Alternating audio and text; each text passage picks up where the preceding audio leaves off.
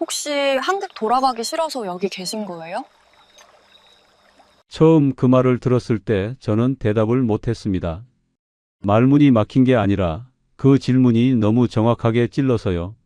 이혼 도장을 찍고도 한참을 집 근처에서 서성이다. 결국 캐리어 하나만 끌고 동남아 어딘가로 날아간 60살 남자한테 여자가 그렇게 물었습니다. 그 여자가 린이었습니다. 강변 식당에서 일하던 한국말을 제법 하던 아이. 처음부터 제 표정부터 살피던 사람. 저는 그 여자를 결국 한국으로 데려와 재혼했습니다. 그게 새 인생인 줄 알았거든요. 정말로요. 그런데 1년 뒤 저는 뭔가 단단히 잘못됐다는 걸 느꼈습니다.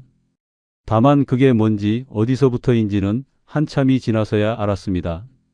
도대체 그 1년 동안 무슨 일이 있었던 걸까요? 시작 전 구독과 좋아요로 함께해 주시고 어느 지역에서 듣고 계신지 댓글로 한 번씩만 남겨주세요. 그곳에 행복이 닿길 바라겠습니다.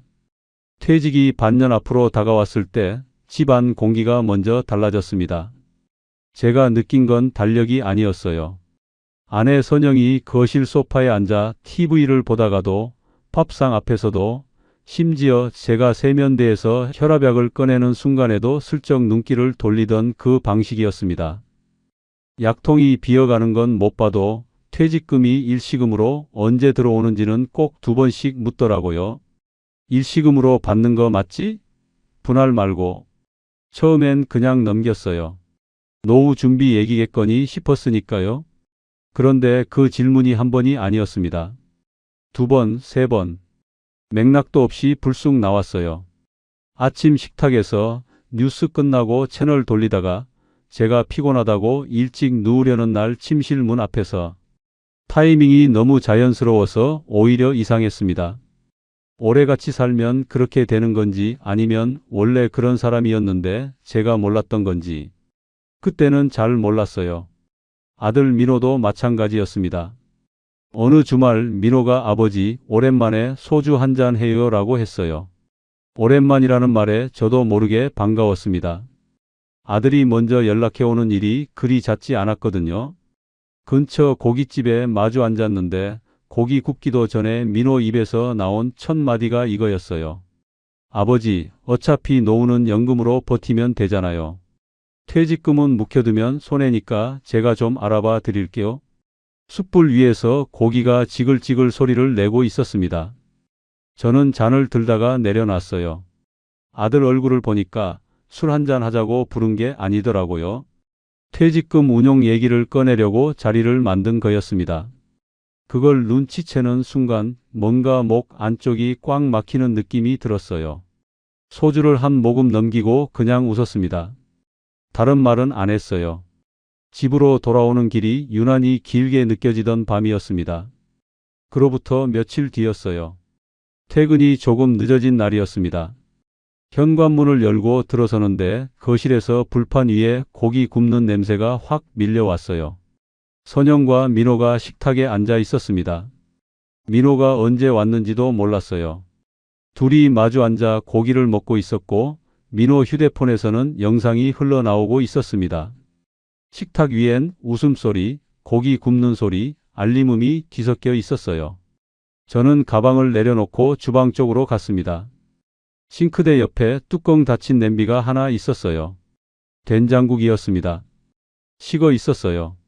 저는 밥을 한 주걱 퍼서 국에 말았습니다. 수저를 들고 싱크대 옆에 서서 먹었어요. 식탁이 없어서가 아니었습니다. 식탁엔 자리가 있었어요. 그냥 거기 가서 앉기가 싫었습니다. 아니, 솔직히 말하면 거기 앉았다가 아무도 젓가락 한 번 내밀지 않는 걸 확인하고 싶지 않았어요. 선영은 끝내 왜 거기 서 있어요 하지 않았습니다. 민호도 고개를 돌리지 않았어요. 된장국이 식어 있다는 말도 늦게 들어왔다는 말도 아무것도 없었습니다. 저만 없는 식탁이었어요. 제가 집 안에 있는데도 국이 짰는지 싱거웠는지도 모르고 다 먹었습니다. 수저를 헹구고 방으로 들어갔어요. 불을 켜지 않았습니다. 그냥 침대 끝에 걸터 앉아 있었어요. 거실에서 웃음소리가 들렸습니다. 건강검진 재진 날이었어요. 직장에서 건강검진을 받고 몇 가지 수치가 나와 다시 오라고 했던 날입니다. 병원 창구에서 접수를 하는데 직원이 종이를 내밀면서 보호자 연락처를 적어 달라고 했어요. 저는 펜을 들고 한참 멈췄습니다. 선영 번호를 쓸까 했는데 손이 안 움직였어요. 아들 번호는 더 망설여졌습니다. 결국 칸을 비워두고 종이를 돌려줬습니다. 직원이 아무 말 없이 받아갔어요. 진료실 의자에 앉아서 혈압 수치 얘기를 들으면서도 머릿속엔 그 빈칸이 계속 남아 있었습니다. 보호자 연락처. 별거 아닌 칸인데 비워두고 나니까 이상하게 마음이 무거웠어요. 집으로 돌아왔습니다. 선영은 소파에서 휴대폰을 보고 있었어요. 민호는 없었고요. 저는 현관에 서서 잠깐 기다렸습니다. 검사 결과는 어땠냐고 한마디만 물어봐 주면 됐어요. 딱 한마디요. 아무 말이 없었습니다. 저는 신발을 벗고 안으로 들어갔어요. 방에 들어가 재킷을 걸고 잠깐 창문을 열었다가 닫았습니다. 그리고 거실로 나왔는데 선영은 여전히 휴대폰을 보고 있었어요. 채널이 바뀐 TV가 혼자 떠들고 있었고요. 그날 저는 아무 말도 안 했습니다. 밤이 늦어서야 잠이 들었다가 새벽에 눈이 떠졌어요. 거실 불은 꺼져 있었습니다. 선영은 자고 있었고 집안은 조용했어요. 저는 자다 깬 김에 물이나 마시려고 나왔다가 현관 신발장 앞에 그냥 주저앉았습니다. 슬리퍼를 신은 채로 신발장에 등을 기대고요. 생각이 많았어요. 정리가 안 됐습니다. 퇴직금 날짜를 2번씩 묻는 아내. 술 한잔 하자더니 퇴직금 운용 얘기를 꺼내는 아들. 싱크대 옆에서 혼자 식은 된장국을 말아먹던 저녁. 병원 종이에 비워둔 보호자 칸. 검사 결과를 아무도 안 묻던 집안의 공기. 따로따로 생각하면 별거 아닌 것들이에요. 그런데 그게 하루 이틀이 아니었습니다. 오래됐어요. 제가 언제부터 이 집에서 이런 사람이었는지 그게 더 무서웠습니다. 아무도 저를 쫓아낸 게 아니에요. 그냥 천천히 아주 자연스럽게 제 자리가 없어진 거였습니다. 더 늦으면 집 안에서 완전히 지워지겠다 싶었어요. 그 생각이 드는 순간 이상하게 마음이 조용해졌습니다.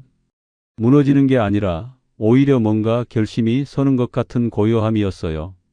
저는 한참 신발장에 기대 앉아 있다가 조용히 안방으로 들어가지 않고 그냥 거기 있었습니다. 황혼 이혼. 그 단어가 머릿속에 들어온 건 그 새벽이었어요. 이혼 절차는 생각보다 조용하게 끝났습니다. 선영은 크게 붙잡지 않았어요. 저도 크게 요구하지 않았고요. 재산 정리를 하고 서류에 도장을 찍었습니다. 구청 민원실을 나오면서 저는 한참 서 있었어요. 홀가분해야 하는 건지 허전해야 하는 건지도 모르겠더라고요. 그냥 멍했습니다. 집으로 가지 않았어요. 캐리어를 끌고 근처 모텔에서 하루를 자고 다음 날 아침 인터넷으로 비행기 표를 끊었습니다. 목적지를 고민하지 않았어요. 그냥 한국을 잠깐 안 보고 싶었습니다. 오래 멀리. 그 마음 하나였어요. 공항 가는 버스 안에서 창문에 이마를 기댔습니다. 서울 외곽이 빠르게 지나갔어요. 아무도 제 비행기 시간을 모른다는 생각이 들었는데 그게 슬프지 않았습니다. 그냥 그랬어요. 저는 그렇게 한국을 떠났습니다. 그리고 그 여행지 끝에서 저는 아직 이름도 모르는 누군가를 만나게 됩니다. 그 사람이 제 삶을 다시 열어줄 거라고 믿었는데 그게 다른 문을 닫는 시작이었다면 저는 그때 알아챌 수 있었을까요? 동남아 특유의 더위라는 게 있어요. 한국 여름 더위하고는 달라요. 습기가 피부에 달라붙는 게 아니라 공기 자체가 두꺼운 느낌이랄까요? 숨을 들이쉬면 뜨거운 게 폐까지 그대로 들어오는 것 같은. 저는 그 더위 속에서 한 달을 보냈습니다. 숙소 에어컨이 약한 날은 새벽에도 땀을 흘리며 잠을 깼어요. 그래도 이상하게 괜찮았습니다. 한국에서 느끼던 답답함하고는 종류가 달랐거든요. 처음 몇 주는 그냥 걸어 다녔어요. 지도 없이 숙소 근처를 돌고 시장 골목을 들어갔다 나오고 강변 쪽 의자에 앉아 오토바이 소리를 들으며 멍하니 있었습니다. 아무도 저를 몰랐어요. 저한테 퇴직금 날짜를 묻는 사람도 노후 자금 운용 이야기를 꺼내는 사람도 없었습니다. 그냥 지나가는 60살 동양 남자 하나였어요. 그게 그렇게 편할 수가 없었습니다. 그러다 속이 안 좋아진 날이 있었어요. 더위에 지쳐서 음식도 제대로 못 먹은 날이 며칠 이어졌던 것 같습니다. 숙소 근처 식당에 들어갔는데 메뉴판을 봐도 뭘 시켜야 할지 모르겠더라고요. 향신료 냄새가 강한 음식들이 대부분이었고 위가 이미 예민한 상태라 아무거나 시켰다가 더 탈이 날 것 같았습니다. 그냥 물이나 마시다 나가야겠다 싶어서 후석 자리에 앉아 있었어요. 그때 린이 다가왔습니다. 번역기 화면을 내밀더라고요. 화면엔 이렇게 쓰여 있었어요. 매운 거 말고 따뜻한 거 드실래요? 저는 그냥 고개를 끄덕였습니다. 잠시 뒤 린이 가져온 건 메뉴판에 없던 거였어요. 죽 비슷한 국물 요리였는데 자극적이지 않고 따뜻했습니다. 그리고 얼음 든 물 대신 미지근한 차를 가져다 줬어요. 작은 잔에 담긴 연한 색의 차였습니다. 저는 그걸 받아들고 한참 말이 없었어요. 누군가 제가 뭘 불편해하는지 먼저 봐준 게 얼마만인지 기억이 안 났습니다. 아내 선영은 제 혈압약 통이 비어가는 것도 못 봤어요. 아들은 제 얼굴색보다 퇴직금 숫자를 먼저 봤고요. 그런데 처음 보는 29살 여자가 번역기 화면 하나로 제 위 상태를 먼저 봐줬습니다. 별것 아닌 것 같아도 그게 그 순간 저한테는 별게 아니지 않았어요. 린은 한국말을 제법 했습니다. 완벽하진 않았지만 기본적인 대화는 됐어요. 한국 드라마를 많이 봐서 배웠다고 했습니다. 발음이 가끔 어긋나는데 오히려 그게 자연스러웠어요. 말을 고를 때마다 잠깐씩 멈추는 습관이 있었는데 그 틈이 이상하게 편했습니다. 급하게 뭔가를 몰아붙이지 않았거든요. 그날 이후 저는 그 식당을 또 갔습니다. 딱히 이유를 붙이지 않았어요. 근처니까, 음식이 맞으니까. 그렇게 말했지만 사실 린이 있었기 때문이었습니다. 그 정도는 저도 알고 있었어요.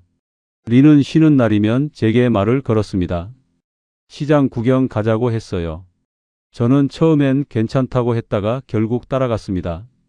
시장은 좁고 복잡했어요. 오토바이가 사람 사이를 비집고 다니고 상인들이 크게 부르는 소리가 사방에서 났습니다. 저는 걷는 속도가 느린 편이에요. 무릎이 좀 안 좋아서요.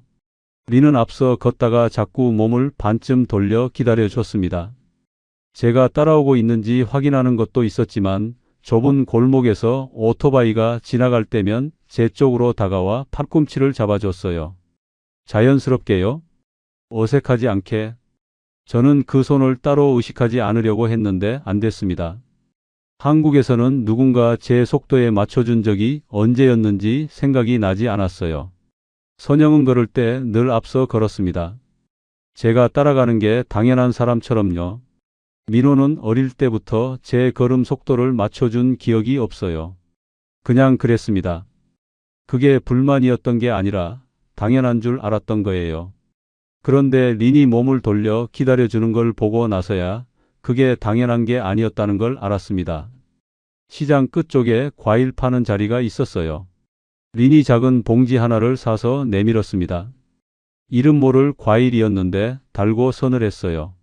저는 받아 먹으면서 아무 말도 안 했고 린도 굳이 설명하지 않았습니다. 그냥 같이 걸었어요. 그 조용함이 불편하지 않았습니다. 강변엔 저녁마다 나갔어요. 린이 일 끝나고 시간이 되는 날이면 둘이 강변 쪽 낮은 의자에 나란히 앉아 있었습니다. 강물색이 저녁이 될수록 진해지는 걸 그냥 바라봤어요. 말이 많지 않아도 됐습니다. 린은 가끔 이것저것 물었어요. 한국은 겨울에 얼마나 추우냐고, 김치는 정말 몇 끼 나오냐고, 한국 사람들은 다 그렇게 바쁘냐고. 질문이 크지 않았어요. 무겁지도 않았고요. 저는 그 질문들에 대답하면서 이상하게 말이 많아졌습니다. 오래 닫혀있던 사람이 작은 틈에서 말이 나오는 것처럼요. 한 번은 린이 이렇게 물었어요. 한국에 가면 일할 수 있어요? 저도요? 저는 그 질문을 듣고 강물을 한참 봤습니다. 그때 제 머릿속에 뭔가가 움직이기 시작했어요. 린이 한국을 궁금해한다는 게 단순한 호기심처럼 들리지 않았거든요. 그 순간 저는 그냥 그럼요, 할 수 있어요 라고 했습니다. 짧게요. 그런데 그 짧은 대답 뒤에 제가 무슨 생각을 했는지는 말하지 않아도 알 것 같지 않으세요? 한국행 날짜는 2번 미뤘습니다. 처음 끊어둔 비행기 날짜가 됐는데 저는 그날 아침 일어나 짐을 싸다가 멈췄어요. 이유를 딱히 만들진 않았습니다. 그냥 아직 아닌 것 같았어요. 항공사 앱에서 날짜를 바꿨습니다. 보름 뒤로요. 보름이 지났을 때 또 바꿨습니다. 숙소방 침대 끝에 앉아서 예약 화면을 한참 보다가 닫았어요. 창문 너머로 저녁 강변이 보였습니다. 한국에 돌아가면 뭐가 있는지를 생각해 봤어요. 퇴직까지 남은 기간 혼자 들어가야 할 빈집, 아무도 물어봐 주지 않을 저녁들. 그게 다였습니다. 린이 그날 저녁도 강변에 나와 있었어요. 저는 옆에 앉아 캔 하나를 땄습니다. 린이 조용히 물었어요. 또 안 가요? 저는 응이라고만 했습니다. 린은 더 묻지 않았어요. 강물이 어두워지는 걸 둘이 그냥 봤습니다. 그 시간이 제일 편했어요. 아무것도 설명하지 않아도 됐으니까요. 그때 저는 이미 결심을 하고 있었던 것 같습니다. 말로 꺼내지 않았을 뿐이에요. 린한테 처음 제대로 된 이야기를 한 건 그 즈음이었습니다. 이혼한 것도 말했어요. 퇴직이 얼마 안 남은 것도요. 집안에서 제 자리가 없어졌던 것도 어렴풋이 꺼냈습니다. 직접적으로 말한 게 아니라 강변에 앉아 강물을 보면서 중얼거리듯 했는데 린은 끊지 않고 들었어요. 다 듣고 나서 린이 말했습니다. 그래서 여기 오래 있었구나. 틀린 말이 아니었어요. 저는 고개를 끄덕였습니다. 린은 그 이상 아무 말도 하지 않았어요. 위로도 조언도 공감의 말도 길게 늘어놓지 않았습니다. 그냥 들었다는 것, 그것만으로 충분했어요. 그게 문제였습니다. 저는 그 조용한 경청을 이해받는 것으로 받아들였어요. 한국에서 오래 닫혀있던 사람이 처음으로 누군가 자기 말을 끝까지 들어줬다는 느낌에 너무 빨리 기댄 거였습니다. 지금 돌아보면 그렇습니다. 그때는 그냥 좋았어요. 그 마음이 진짜였으니까요. 그게 맞는 감정인지 너무 이른 감정인지 그런 걸 따져볼 여유가 그때 저한테는 없었습니다. 돌아오는 날 저는 혼자가 아니었습니다. 공항 수속줄에 린과 나란히 섰어요. 짐은 각자 들었지만 체크인 카운터 앞에서 서류를 꺼낼 때 린이 살짝 긴장한 얼굴을 했습니다. 저는 옆에서 괜찮다는 듯이 먼저 앞으로 갔어요. 앞장서는 게 자연스러웠습니다. 오랜만에 그런 느낌이었어요. 비행기 안에서 린은 창가에 앉아 이륙하는 순간 눈을 감았어요. 무서운 건지 설레는 건지 몰랐습니다. 저는 그 옆모습을 잠깐 봤다가 눈을 앞으로 돌렸어요. 인천공항이 가까워질수록 저는 생각보다 설레고 있었습니다. 다시 시작해도 된다는 믿음이 처음으로 생겼거든요. 그 믿음이 어디서 온 건지, 탄탄한 근거가 있는 건지 그런 건 따지지 않았습니다. 그냥 믿었어요. 그게 저를 가장 약하게 만든 순간이었다는 걸 그때는 정말 몰랐습니다. 린이 한국 땅을 처음 밟는 순간 이미 뭔가가 시작되고 있었는데 저만 몰랐던 걸까요? 인천공항 도착장은 늘 사람이 많아요.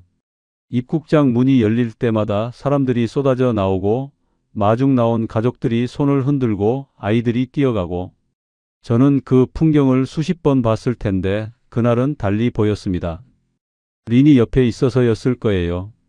린은 도착장 안내 방송이 나올 때마다 제 소매를 잡았어요. 무슨 말인지 못 알아듣는 거겠지요. 저는 그때마다 괜찮아요. 별거 아니에요 라고 했습니다. 린은 고개를 끄덕였지만 눈은 여전히 주변을 빠르게 살폈어요. 낯선 공간에 처음 들어온 사람 특유의 눈빛이었습니다. 저는 카트를 앞장서서 밀었어요. 짐을 올리고 출구 방향을 잡고 택시 승강장 쪽으로 걸었습니다. 린은 제 한 발 뒤에서 따라왔어요. 오토바이 골목을 함께 누비던 그 여자가 여기서는 저한테 기대고 있었습니다. 그 위치가 이상하게 자연스럽게 느껴졌어요. 제가 앞장설 수 있는 공간이 생겼다는 게 그게 좋았습니다. 경기 외곽 아파트까지 오는 내내 린은 창문 밖을 봤어요. 고속도로 양쪽으로 아파트 단지들이 줄지어 있고 간판들이 빠르게 지나가고 터널을 몇 번 통과했습니다. 린은 한마디도 안 했어요. 저도 굳이 말을 붙이지 않았습니다. 그냥 같이 그 풍경을 봤어요. 아파트 현관 앞에 섰을 때 린이 처음으로 조용히 말했습니다. 생각보다 크다. 저는 그 말을 듣고 피식 웃었어요. 크지 않거든요. 오래된 20평 남짓 아파트예요. 엘리베이터도 느리고 복도 형광등도 깜박거렸습니다. 그런데 린이 그렇게 말하니까 이상하게 부끄럽지 않았어요. 오히려 뭔가 보여줄 수 있는 게 생긴 것 같았습니다. 현관문을 열고 들어서자 린은 신발을 벗고 문 안쪽을 천천히 둘러봤어요. 거실, 주방, 베란다 쪽 창문. 시선이 멈추는 곳마다 잠깐씩 보다가 넘어갔습니다. 저는 어색한 침묵을 깨려고 조금 낡았어도 편하게 지내면 된다고 했어요. 린은 고개를 끄덕이면서 베란다 창문 쪽으로 걸어갔습니다. 창문을 열고 바깥 공기를 한번 들이쉬더라고요. 그 뒷모습을 보면서 저는 이 집이 다시 사람 사는 집 같다는 생각을 했습니다. 린은 부지런했어요. 다음 날 아침부터 움직였습니다. 냉장고 문을 열고 안에 있는 반찬통을 다 꺼냈어요. 오래된 것들은 버리고 남은 건 깨끗이 씻어서 다시 넣었습니다. 욕실 선반도 정리했어요. 제가 대충 올려둔 샴푸통, 면도기, 낡은 수건들을 종류별로 나눠 놓더라고요. 베란다에 나가서는 말라 죽은 화분을 보더니 가방을 들고 나갔다 왔습니다. 새 흙이랑 작은 화분 2개를 사 들고요. 저는 그 모습을 보면서 말이 안 나왔어요. 선영은 집 정리를 제가 신경 쓰면 내가 하는 방식이 있다고 했습니다. 제가 무언가를 건드리면 나중에 꼭 한 소리를 들었어요. 그래서 저는 어느 순간부터 집 안에서 뭔가를 건드리지 않게 됐습니다. 냉장고 정리도 베란다 화분도 다 선영 쪽 영역이었어요. 저는 그냥 있는 것들 사이에서 조심조심 지낸 사람이었습니다. 그런데 린은 달랐어요. 이 집을 자기 공간으로 받아들이고 거기서 뭔가를 시작하고 있었습니다. 그게 저한테는 함께 만들어가는 것처럼 느껴졌어요. 저도 뭔가 해야겠다 싶었습니다. 며칠 뒤 마트에 다녀왔어요. 새 밥솥을 샀습니다. 오래된 게 코팅이 벗겨진 지 한참이었거든요. 전기포트도 샀고 린이 쓸 화장대도 골랐습니다. 매장에서 직원한테 이것저것 물어보면서 고르는데 이상하게 신이 났어요. 오랜만에 뭔가를 고르는 즐거움 같은 게 있었습니다. 두꺼운 이불도 샀어요. 린이 추위를 많이 탄다고 했거든요. 겨울 점퍼도 하나 골랐습니다. 린 체형이 어느 정도인지 몰라서 직원한테 보여주면서 이 정도면 맞겠냐고 물었어요. 직원이 웃으면서 고르는 걸 도와줬습니다. 집에 돌아와서 새 물건들을 하나씩 꺼내 놓는데 린이 화장대 거울 앞에 앉아봤어요. 점퍼를 입어보고 소매를 내려다보면서 딱 맞다고 했습니다. 저는 그 말 한마디에 마트에서 2시간 돌아다닌 게 하나도 안 피곤해졌어요. 낡은 집에 새 물건이 하나씩 들어올수록 여기가 진짜 다시 시작하는 집 같다는 느낌이 들었습니다. 그 느낌이 제일 좋았어요. 혼인신고 준비는 생각보다 복잡했어요. 외국인과의 혼인이라 서류가 많았습니다. 구청, 출입국 관련 상담, 은행, 휴대폰 매장. 며칠에 걸쳐 이곳저곳을 돌아다녔어요. 저는 그 과정이 번거롭다고 느끼지 않았습니다. 오히려 뭔가를 같이 해나가는 것 같아서 좋았어요. 서류가 많은 날이면 린은 자꾸 제 쪽을 바라봤습니다. 창구 직원이 설명을 하면 린은 절반쯤 알아듣고 나머지는 제 눈치를 봤어요. 저는 그 시선에 기대어 서명을 했습니다. 제가 결정하고 제가 책임지는 사람이 된 것 같은 느낌이었어요. 오랫동안 그런 느낌이 없었거든요.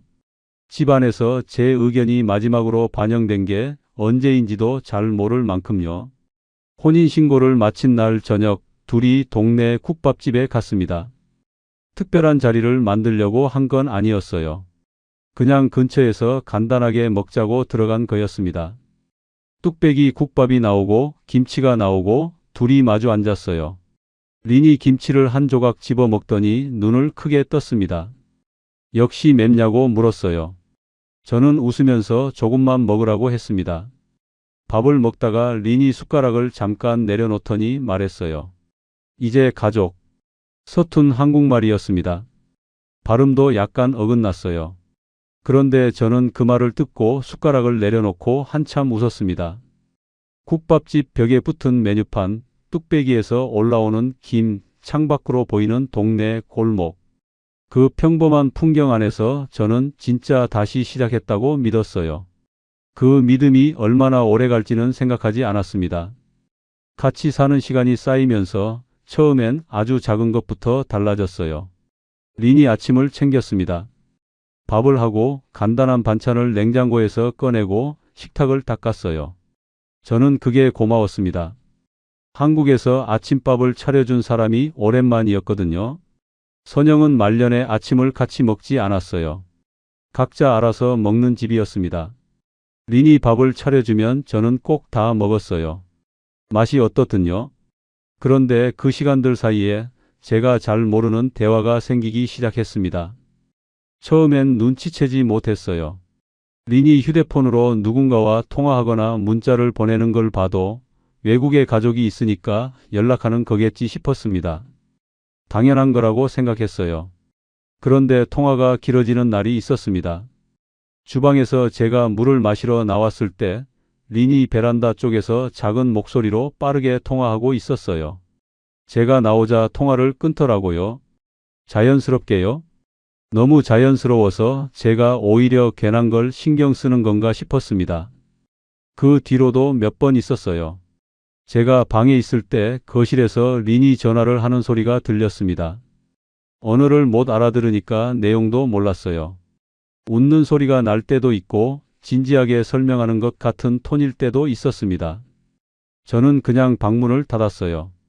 이상하다는 생각이 처음 든 건 어느 저녁 식탁에서였습니다.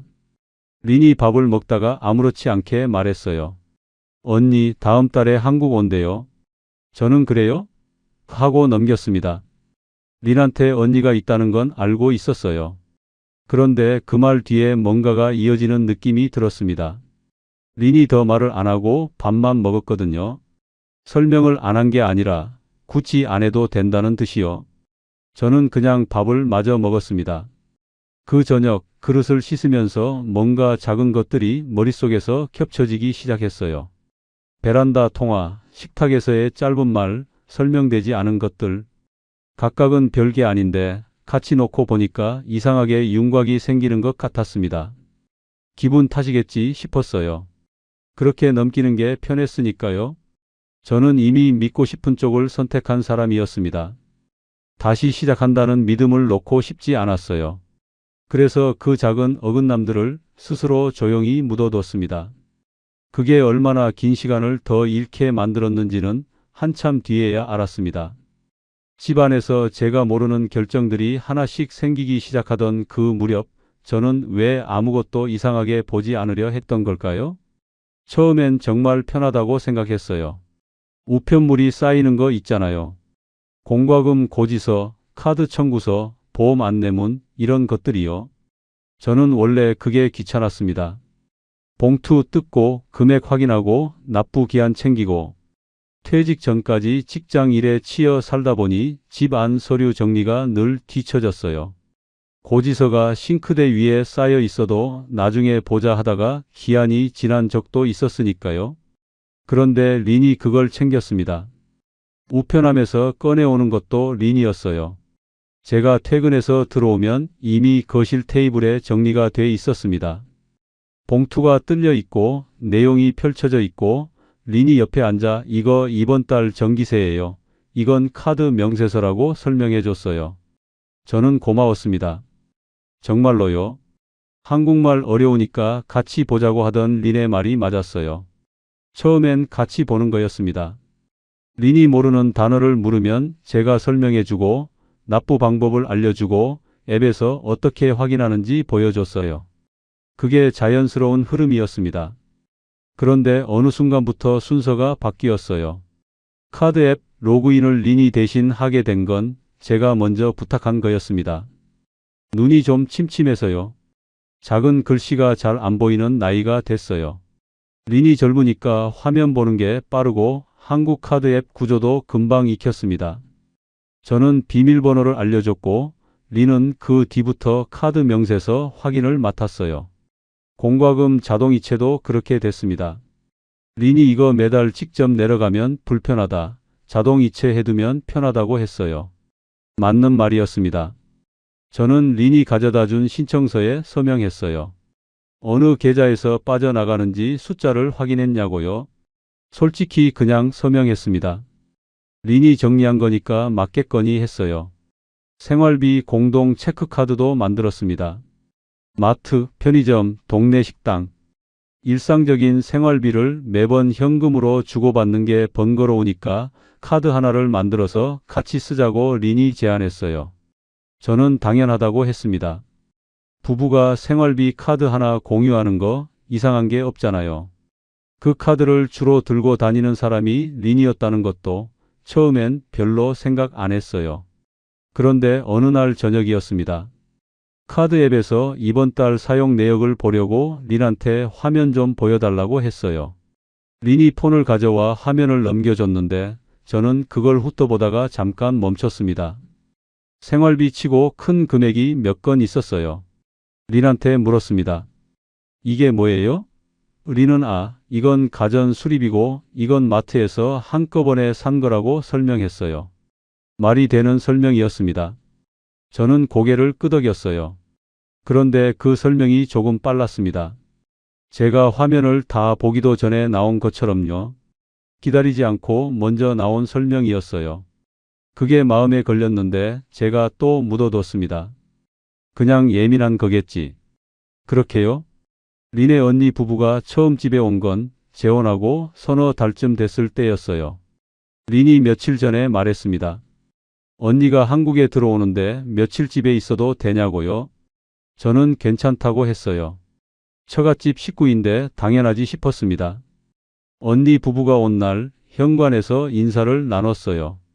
린의 언니는 30대 중후반쯤 돼 보였습니다. 남편도 함께였어요.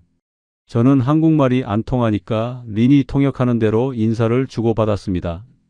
어색하지만 나쁘지 않은 첫인상이었어요. 그런데 다음 날부터 달라졌습니다. 주방에서 린과 언니가 대화하는 소리가 아침부터 났어요.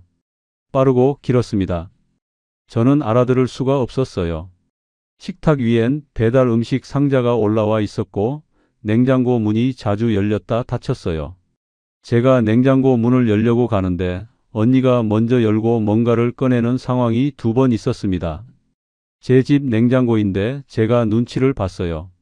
거실 TV 앞자리는 자연스럽게 언니 부부 차지가 됐습니다. 낮에 제가 거실에 나오면 언니 부부가 소파에 앉아 TV를 보고 있었어요. 저는 베란다 쪽 접이 의자에 앉았습니다. 캔맥주를 하나 들고서요. 자리가 없어서가 아니에요.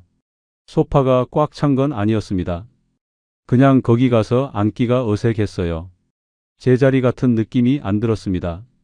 린은 그 사이에서 부지런히 움직였어요. 언니한테 뭔가를 설명하고 음식을 차리고 웃고 저한테도 가끔 와서 말을 붙였습니다.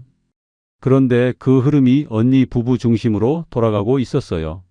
저는 그 흐름 안에 있는 사람이 아니라 바깥에서 지켜보는 사람 같았습니다. 이틀이 지나고 사흘이 됐을 때 저는 슬슬 언니 부부가 언제 가는지 생각하고 있었습니다. 그 생각이 드는 게 미안했어요. 제가 너무 속이 좁은 건가 싶었거든요. 그냥 좀 지내다 가겠거니 하고 베란다에서 캔맥주를 또 땄습니다. 언니 부부가 다녀간 뒤 전세 재계약 이야기가 나왔습니다. 재계약 시기가 다가오고 있었어요. 린이 먼저 꺼냈습니다. 여기 좀 작은 것 같아요. 역 가까운 쪽으로 가면 어때요? 저는 그 말을 듣고 잠깐 생각했어요. 이 아파트가 작긴 하죠.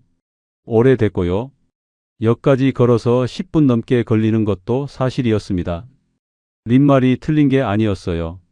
그런데 그 말 뒤에 이런저런 이야기가 따라 나왔습니다.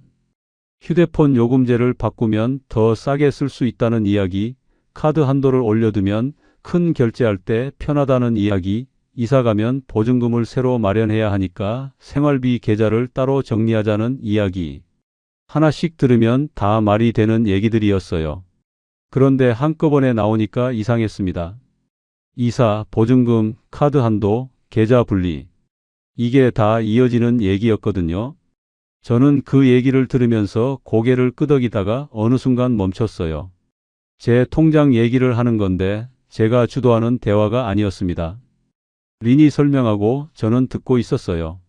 언제부터 이게 이 방향이었는지를 생각해 보니까 잘 모르겠더라고요. 자연스럽게 흘러온 것 같은데 돌아보면 흐름이 한쪽으로만 가고 있었습니다. 그날 밤 저는 카드 앱을 직접 열어봤어요. 비밀번호를 눌렀는데 한 번에 안 들어가졌습니다. 다시 눌렀어요. 두 번 만에 들어가졌습니다. 뭔가 바뀐 건 아니었는데 그 한 번의 걸림이 이상하게 마음에 남았어요. 사용 내역을 천천히 봤습니다. 마트, 편의점, 배달. 이건 생활비가 맞았어요. 그런데 항목 중에 낯선 상호명이 몇 개 있었습니다.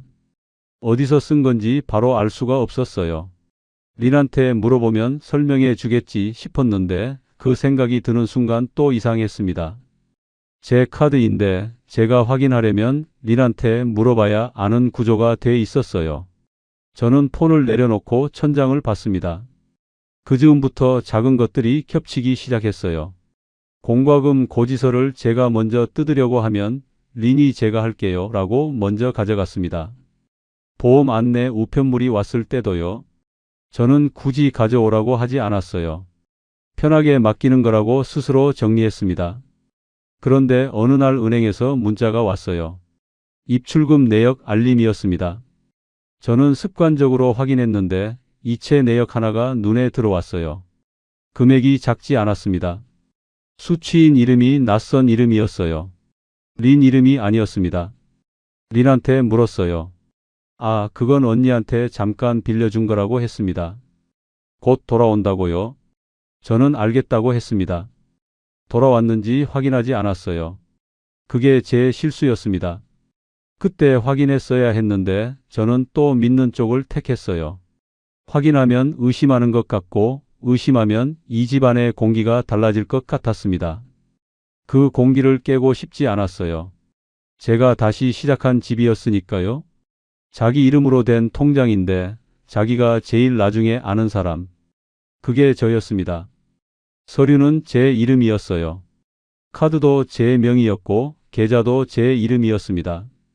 그런데 그 안에서 뭐가 들어오고 나가는지를 저는 린을 통해서 들었어요. 직접 확인한 게 아니라 설명을 들은 거였습니다. 차이가 있어요. 그 차이를 그때는 몰랐어요. 아니, 몰랐다기보다 알고 싶지 않았던 것 같습니다. 그러다 제가 크게 아픈 날이 왔습니다. 그날 저는 제 생활 안에서 제가 얼마나 바깥에 서 있었는지를 처음으로 제대로 봤어요. 몸이 쓰러지고 나서야 눈이 떠지는 것들이 있더라고요. 그런데 왜 하필 그렇게 아파야만 보이게 됐던 걸까요? 새벽 3시였어요. 잠을 자다가 화장실이 가고 싶어서 일어났습니다. 침대에서 몸을 일으키는데 머리가 이상했어요. 빙글 도는 느낌이 아니라 땅이 기울어지는 것 같은 느낌이었습니다. 잠이 덜 깬 거겠지 싶어서 벽을 짚고 걸었어요. 세면대 앞에 서는데 거울 속 제 얼굴이 하였습니다. 식은땀이 났어요. 손이 세면대 테두리를 잡고 있었는데 힘이 없었습니다. 무릎이 먼저 꺾였어요. 세면대를 붙잡은 채 욕실 바닥에 주저앉았습니다.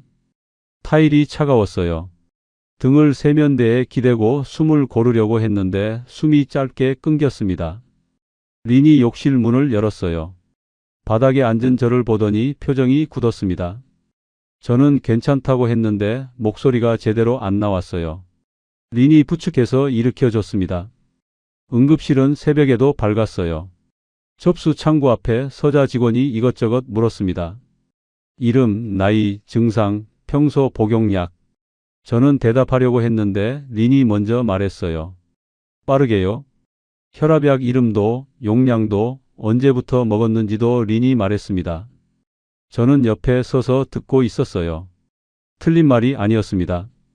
다 맞는 정보였어요. 그런데 그게 이상했습니다.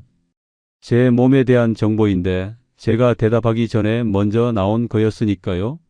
직원이 보험카드를 달라고 했습니다. 린이 제 지갑에서 꺼내줬어요.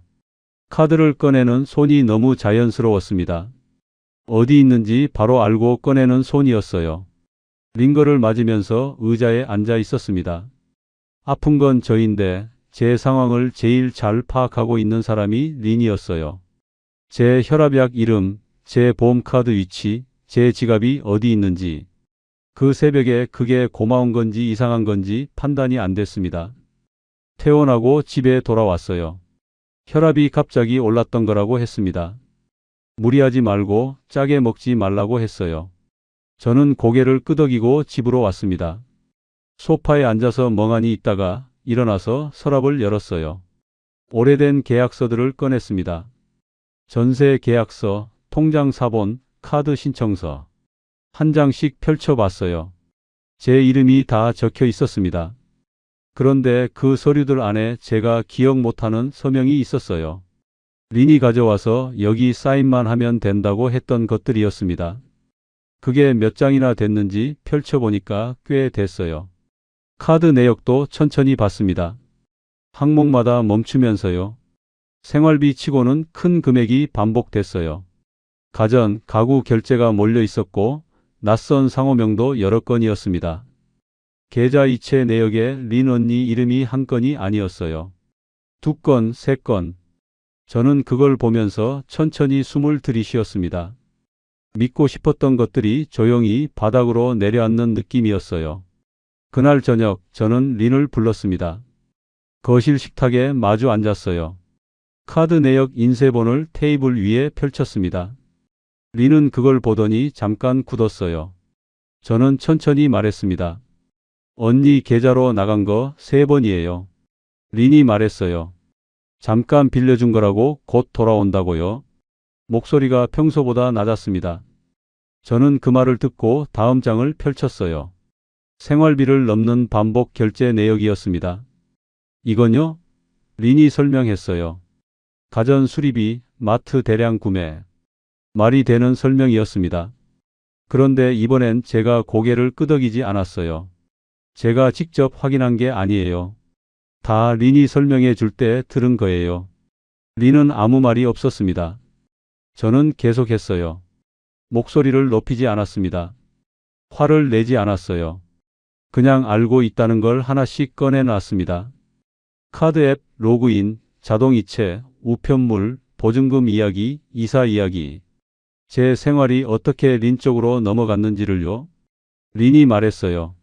저 나쁜 사람 아니에요. 저는 그 말을 듣고 한참 린을 봤습니다. 부정하지 않았어요. 그냥 말했습니다. 나도 그러길 바랐어요. 린은 그 뒤로 말이 없었어요.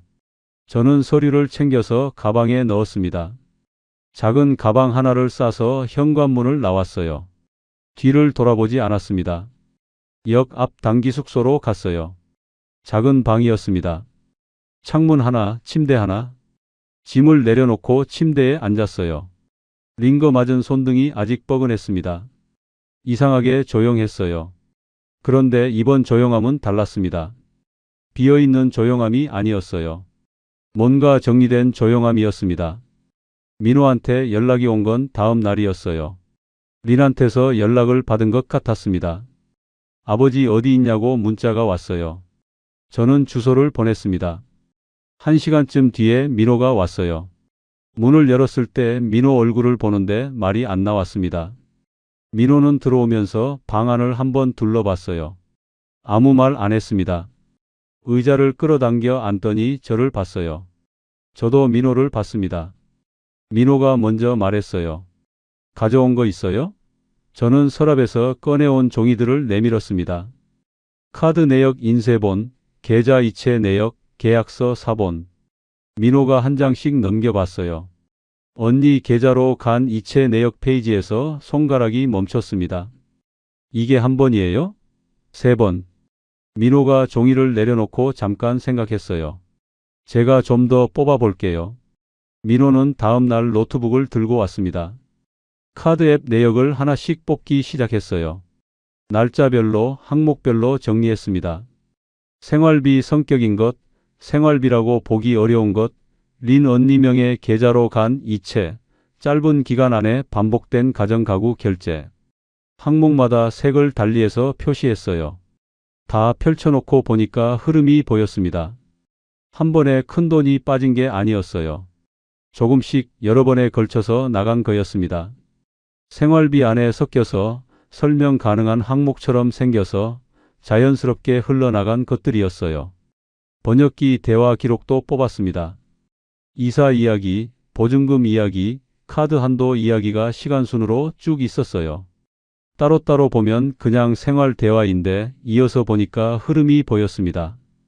재산 쪽으로 조금씩 발을 넓혀가는 흐름이요. 민호는 폴더를 나눠 정리했어요. 저는 그 뒷모습을 한참 봤습니다. 퇴직금 얘기만 꺼내던 아들이었어요. 그 아들이 지금 아버지 서류를 정리하고 있었습니다. 늦었지만 이쪽을 보고 있었어요. 민호가 말했습니다. 변호사 같이 가요. 변호사는 사무실이 작고 조용한 사람이었어요. 서류를 쭉 보더니 천천히 말했습니다. 혼인 무효나 취소는 쉽지 않다고 했어요. 다만 재산 분할에서 린 쪽의 기여도가 낮다는 걸 입증하고 혼인 중 빠져나간 자금 흐름을 정리하면 큰 재산을 가져가는 걸 막는 방향으로는 싸울 수 있다고 했습니다. 민호가 정리한 표를 내밀었어요. 변호사가 훑어보다가 고개를 끄덕였습니다.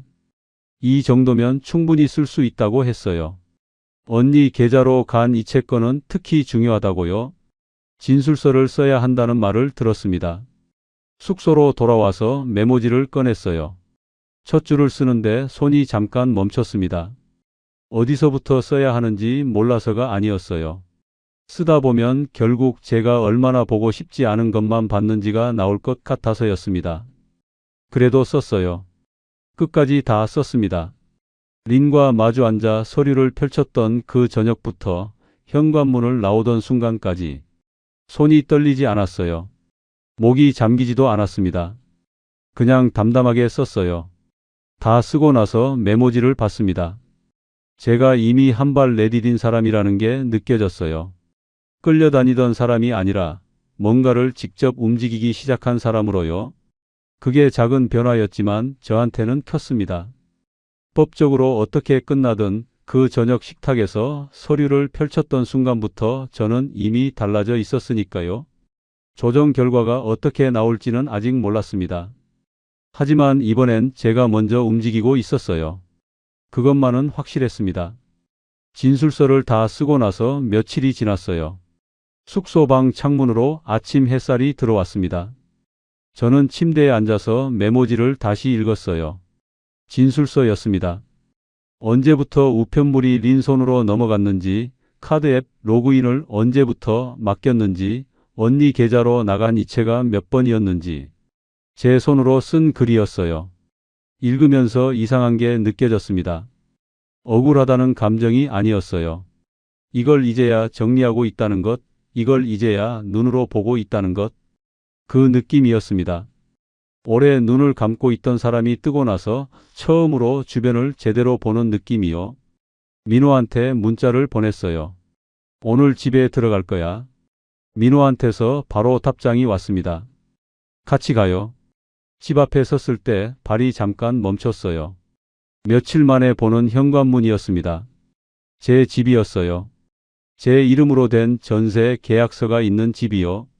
그런데 며칠 동안 제가 숙소에 있었고 린이 여기 있었습니다. 그 사실이 이상했어요. 나가야 할 사람이 저였던 게 아닌데 제가 나와 있었으니까요. 민호가 옆에 서 있었습니다. 들어가요. 저는 열쇠를 꺼냈어요. 문을 열었습니다. 현관에 린 신발이 있었어요. 거실에서 TV 소리가 났습니다. 린이 소파에 앉아 있다가 문 소리에 고개를 돌렸어요. 저를 봤습니다. 그 다음에 민호를 봤어요. 린 표정이 굳었습니다. 저는 신발을 벗고 들어갔어요. 민호도 들어왔습니다. 저는 거실 식탁 의자를 끌어당겨 앉았어요.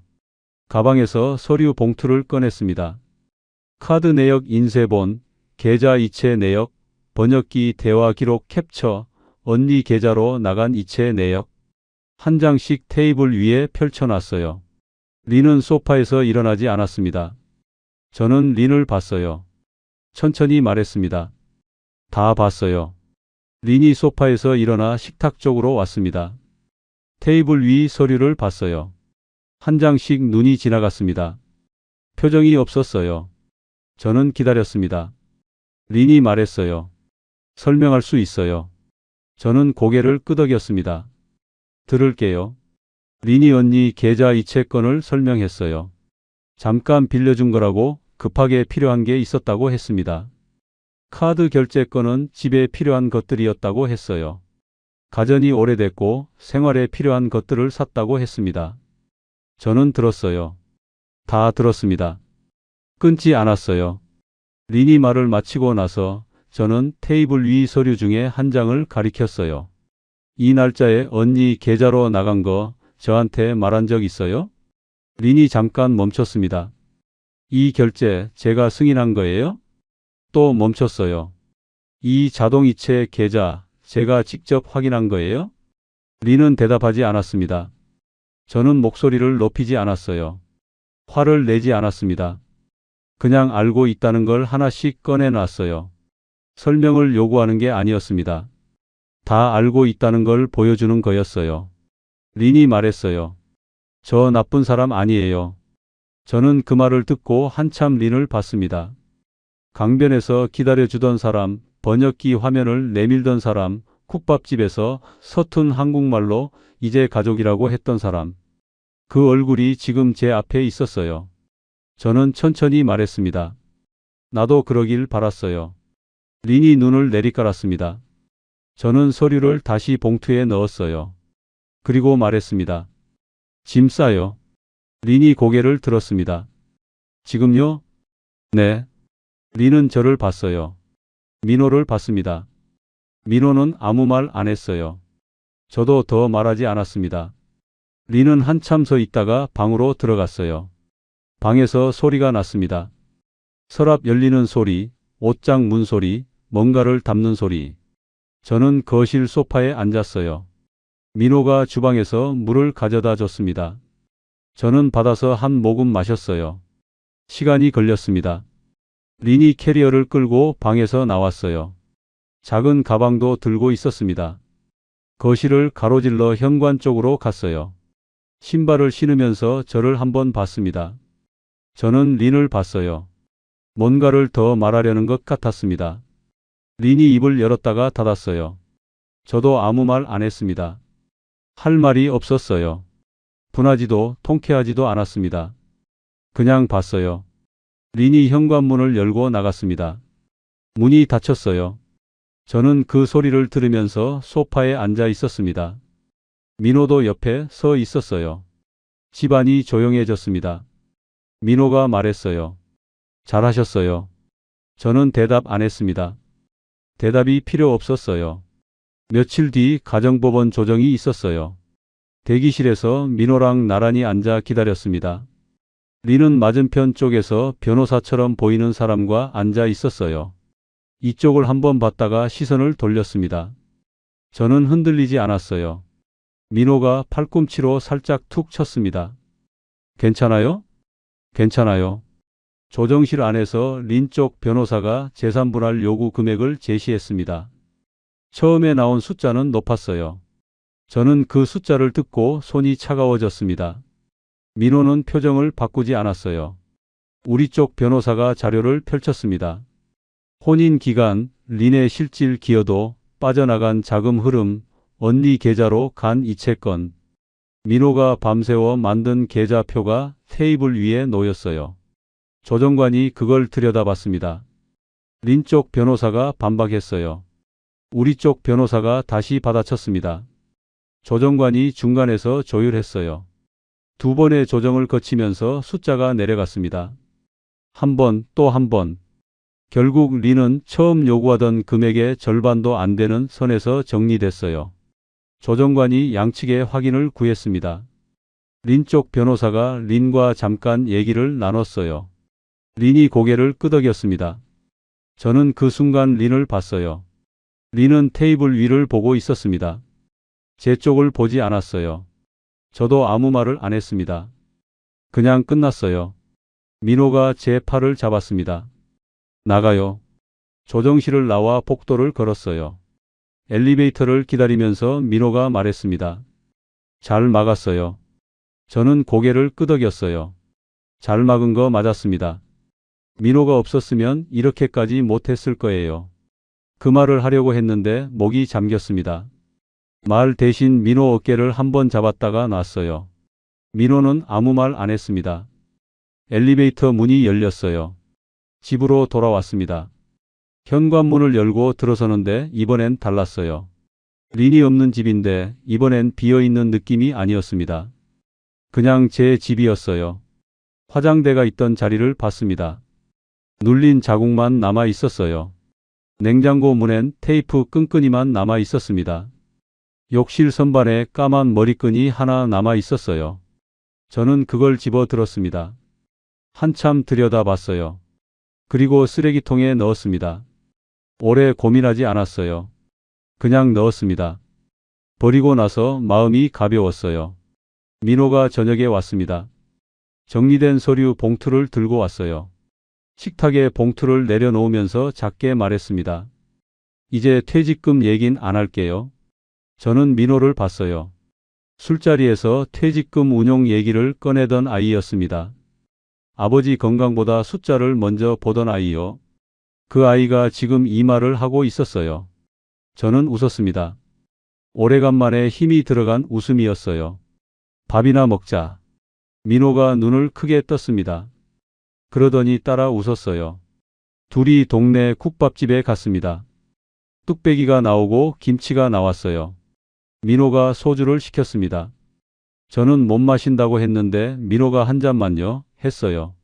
저는 그냥 받았습니다. 잔을 부딪혔어요. 아무 말 없이요. 그게 충분했습니다. 며칠 뒤 아침이었어요. 집 근처 공원에 나갔습니다. 무릎이 안 좋으니까 천천히 걸었어요. 벤치에 앉았습니다. 자판기에서 캔커피를 하나 뽑았어요. 차가웠습니다. 이번엔 차가웠어요. 한 모금 마시면서 공원을 봤습니다. 할머니 한 분이 산책을 하고 있었고 강아지 끌고 지나가는 사람이 있었어요. 아이 손을 잡고 걷는 젊은 부부도 있었습니다. 저는 그 풍경을 보면서 생각했어요. 린을 원망하는 마음이 없냐고요? 없다고 하면 거짓말이에요. 있었습니다. 그런데 그게 전부가 아니었어요. 제가 그 식탁에서 서류를 펼쳤던 순간이 생각났습니다. 목소리를 높이지 않고 화를 내지 않고 알고 있다는 걸 하나씩 꺼내놨던 그 저녁이요. 끌려다니다가 처음으로 제가 먼저 움직인 순간이었어요. 린 앞에서가 아니라 저 자신한테 부끄럽지 않은 사람이 된 순간이었습니다. 돈은 많이 지켰어요. 그런데 제가 진짜 되찾은 건 그게 아니었습니다. 황혼 이혼 뒤 캐리어 하나 끌고 한국을 떠나던 그 사람. 병원 보호자 칸을 비워두고 나오던 그 사람. 싱크대 옆에서 혼자 된장국을 말아먹던 그 사람. 그 사람이 지금 공원 벤치에 앉아서 차가운 캔커피를 마시고 있었습니다. 혼자였어요. 그런데 이번 혼자는 달랐어요. 지워진 혼자가 아니었습니다. 그냥 저 혼자였어요. 제 자리에 앉아있는 사람의 혼자였습니다. 캔커피를 다 마셨어요. 캔을 쓰레기통에 넣고 벤치에서 일어났습니다. 무릎이 뻐근했어요. 천천히 걸었습니다. 집으로 가는 길이 생각보다 멀지 않았어요. 끝까지 들어주셔서 감사합니다. 구독과 좋아요는 다음 이야기를 이어갈 힘이 됩니다. 그리고 주인공에게 한 줄 응원을 댓글로 남겨주시면 그 마음까지 함께 전해두겠습니다.